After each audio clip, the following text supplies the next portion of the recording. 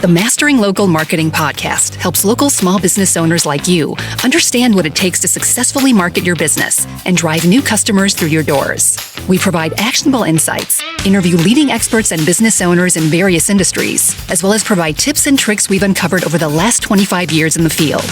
Whether you're starting your business or you've been at it for decades, let us provide you with the education and resources you need to grow your customer base.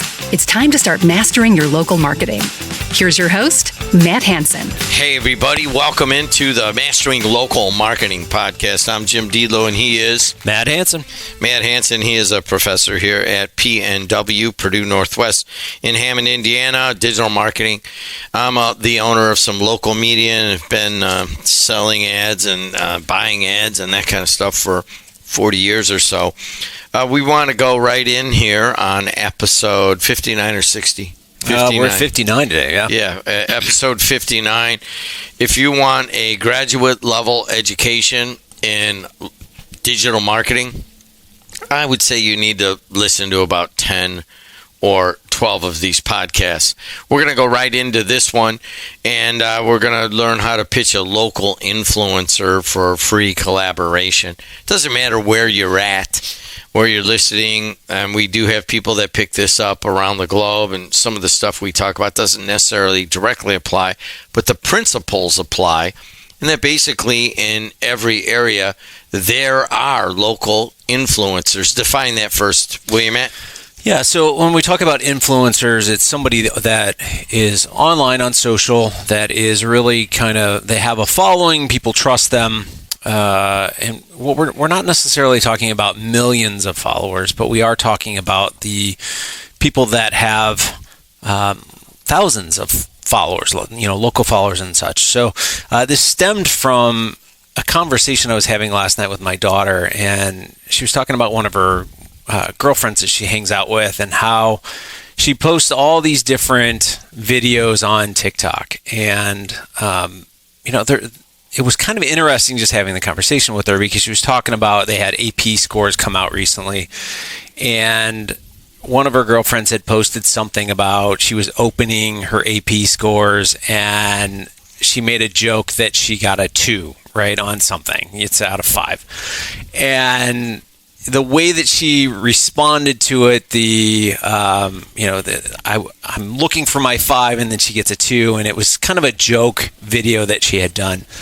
And she basically, my daughter said she had 55,000 people that had viewed it in the first week. So, it's kind of funny that something as simple as a little skit like that can go off the deep end, right? I was watching another one yesterday, local, 2 kids basically, and they were betting and trying to double things, and I won't get into the details of it, but they had 170,000 views on it just in the first 24 hours. So there's all these different accounts out there. We call them influencers because they have following. People are watching, waiting for the next video, and I think we all have our favorites that we look at. Can I give you one? Yeah, go ahead. Region News Source. A guy named here locally, Paul Goddard, started up a little news, breaking news site. I own the local radio and the local news, and the sports network is kind of our big thing. And we stream sports, but we do a little bit of news here and there. But I didn't want the breaking news, and so I kind of say, hey, man, this is what you need to do. He's got 204,000 followers now. Right. And please, if you're listening to the podcast, go like his page on Facebook at Region News Source. But he is a major influencer now and is using that through the summer months towards festivals. Mm-hmm. That's who he's partnering with. And that is a very powerful source to get people to the festivals. Right. What were you going to say? Yeah, no, I mean, I know exactly who you're talking about. My wife shares a bunch of things that she sees from him. So, I don't necessarily follow him, but his influence is actually coming to me through my family. So that's what we're talking about today, is literally there are influencers out there. There are people that are being followed, and they don't necessarily have to be a national influencer or an international influencer. There are local people that have significant following. So that's what we're talking about today, is how do we find those individuals and how do we do collaboration with them? Is there something that we can do from a business standpoint where those individuals are promoting our product, promoting our service, our business out to their followers in some way, shape, or form? So in that instance, I haven't necessarily talked too deeply with Paul about this, but a little bit. He partners with the festival, and there are plenty here in Northwest Indiana in the summer. It's awful weather, like 8 months out of the year, so we pack 12 months of life into about 3. And he partners with them and goes to the festival and puts it in between the posts on breaking news. And there are, there's certain perks he gets, like, tickets and that kind of stuff. Maybe cash, I'm not really sure. But he puts it on the feed. So those festivals are now seeking him out to partner as a local influencer.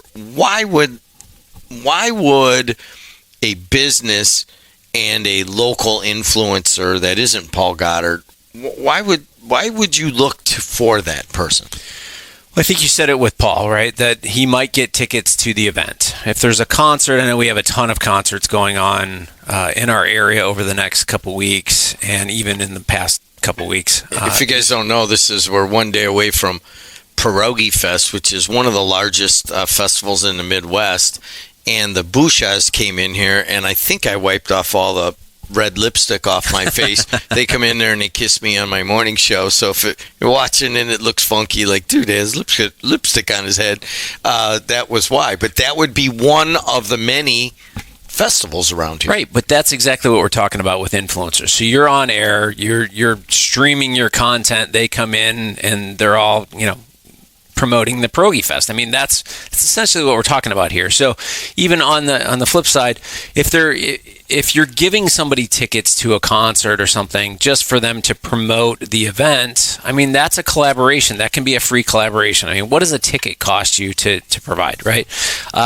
There's a bunch of different ways to do this. You see a lot of people giving out new product. You see a lot of collaborations where you're doing different events together. There's a lot of collaborations where you maybe you're doing photo shoots or whatever it may be, but it doesn't have to cost you anything, right? So 2 tickets to an event, it doesn't cost you anything other than the fact that the opportunity cost of not selling those 2 seats. But I think not selling those 2 seats and getting Paul's 200,000 people is much more valuable than selling those 2 seats. So that's what I mean by finding that free collaboration between influencers and you.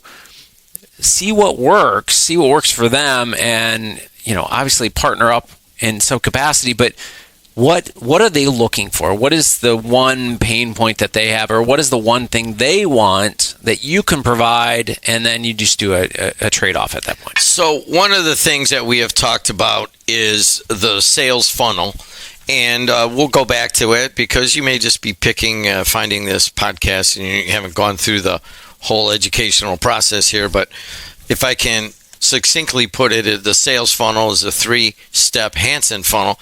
Is at the top is awareness, in the middle is consideration, and at the bottom, I call it the close. He calls it other things, but awareness, consideration, close. And that awareness, in terms of somebody that is a social media influencer, they have reach, right? So can you transfer the reach into awareness on the sales funnel? I mean, that's really what you're looking for. That's exactly what you're trying to do. You're trying to reach new audiences. Again, I was sitting down last night with a client of mine, and they were asking, how do we get more people to know about us? And we were just brainstorming different things. I had another client that I was talking to yesterday that uses a service called Hummingbirds, which is basically you can find local influencers and pay them. So that's a paid service, but you find local ones in different markets. You can do the entire U.S. or you can do a specific market, and they'll find the small influencer that you can collaborate with. So, I mean, there's a variety of different ways to do this, but all in all, what you're trying to do is generate awareness through audiences that you may not have or that may not have heard of you already. The client I was talking to last night, we were talking about, typically you have a small business has 10 to 30% awareness. We were joking that they probably have about 5, and they were saying we'll be lucky if we have 5 because they don't do a lot of marketing. But again, we're working with them, we're promoting them. One of the things that they're doing is they actually have partnered up with an Olympic coach for what they're doing. So we're tying some of that in there. But that's an influential person right there. The fact that you have an Olympic coach that is coming in and training 6 to 12-year-olds on different sports. So look for what's out there. Try to understand what influencers are out there. And I know everyone's probably going, well, how do I do that, right? Like, how do I find these individuals? And the first thing that I would say is go out there on the social channels and just do a quick search. Search for your local area. We're in Northwest Indiana, so you can search Northwest Indiana. You can search NWI for Northwest Indiana. You can search Chicago. You'll start to uncover those individuals that are posting. And I know in our area, we see a lot of people that are doing reviews. So it's restaurant reviews, event reviews, park reviews, all these different things, right? And they're getting roughly, I would say, probably 20, 30,000 views on each one of these videos. Great, right? Like, wouldn't you want to call them and say, hey, we'd love to have you in, come into our restaurant or whatever it may be. So to get 20,000 views, if you're putting dollars into it on the ad side, that's going to cost you a few dollars, right? Not a ton, but a few dollars. But wouldn't you? It's more authentic when you have somebody like a review account that goes around the area and reviews different things. I think that's a much better way to generate that awareness than just creating advertising and pushing it out there. One of the, in the search, and I guess we're getting better at it, just simply put the hashtag. Yeah. And that's all you really got to do, and go and find out, who's doing what in your community. We talked about local events. Now, when you go to the influencer and you're like, all right, hey, you got this going on, and usually they're not, they're just some person that put something out and it kind of caught fire, and they don't have a lot of people coming to them, even if they might have a significant amount of followers and that kind of thing. But once you get it all set up, what do you ask them to pitch? How do you craft that pitch? Yeah, there's a variety of ways, like I said. If you're an influencer, if you're you're just providing some content. There are people that go out there and say, I want to be an influencer. And I joke about this. We actually had a summer camp for high schoolers. And when we positioned it one way, it didn't get a ton of following. When we said, hey, do you want to be an influencer? This is this digital marketing camp. It filled up instantly, right? So it's a positioning thing. But an influencer or somebody that is online is looking for content to post. So if you can make it easier for them to provide content, they're going to listen up, right? So think of it in terms of you have a, let's call it just a clothing store, right? That provides high-end clothing. You tell them, we'd love to do a photo shoot with you. Come on in, we'll provide the photographer if you want and the clothes, and we'll give you all of this content. Who wouldn't want to go do that, right? Like, go do dress up for a day. But there are all these different ways that you can take what you offer and provide it to them. Maybe it's a gift box that you want to send to them, right? And they review it and doing the opening, and we see a lot of that online. Send them dinner one night and just say, hey, send them a note, send them dinner, your best meal, whatever it is, and hopefully they'll do a nice little review. Just ask for the review. But there's all different ways to do this, and there's all different companies, and I know we're talking to pretty much a huge spectrum of different companies here, but these people are looking for content because they're always generating that content. So it's sometimes, we do this podcast, and every single week we come up with 2 different topics to discuss, and sometimes they just flow. And then there are sometimes, like last night, I was joking, I'm sitting there and I'm like, okay, what are we going to talk about today? And, there's so much content that we can talk about, and there's so many people that we can talk about. But it's sometimes easier if somebody were to come to you or I and say, hey, I think on your show you should talk about this. And there are people that are reaching out to us, and I'm reaching back out to them that do that. So, I wouldn't consider us influencers, but we do have an audience, and people are trying to get on the podcast, and that's great, right? If I've reached out to you, by the way, and said, hey, I'd like to talk to you, please get back in touch with me. There's been a few of those that haven't gotten back, but a side note. But what I'm saying is it's all about the content. So an influencer is looking for the easiest way to develop content, something that is unique. They get approached often with the same thing over and over and over again. So if they're not interested in your product, right? So like if somebody sends me a bar of soaps to review, I'm going to look at that and go, I don't think so. Right? That's not me. If you're going to send me something with sports or, or marketing or design or something along those lines, yeah, I'd be happy to look at it. And so it's got to be tailored. You can't have this generic send out to everyone and say, hey, I've got this soap I want you to review, and it's irrelevant to the influencer. So that's really the interesting part, because a lot of people will just do this generic. They just keep sending it out, and they really don't build the rapport with the influencer, and they're going to ignore you at that point. What do you got to watch out for? I think the biggest thing is there are scams out there. I mean, that's one thing I would definitely watch out for. What about spamming the generic products? I mean, you see that a lot. Yeah. Don't do that. I mean, build rapport with the person that you're going after, right? So you get this all the time. You get an email, hey, I'd love to do some things with you. And then you don't respond, and then it just disappears, right? Can I address that? Please do. I had a big... we're going to do it in the next podcast. There was an opportunity that had come in my way, and I'm like, it's just me and a bunch of mostly students and recent grads, so I got to make these decisions. So I ask my peer here to, hey man, can you help me out with this decision? And he looks at me, and I lay it out, and he goes, people ask me all the time how I do all that I do. He's a professor. He runs all sorts of departments and stuff there. And he also has this business where he has these like big clients. The guy's busy as ever. Oh, get out. He goes, here's how I do all that I do. I say no to 90% of the stuff that comes my way.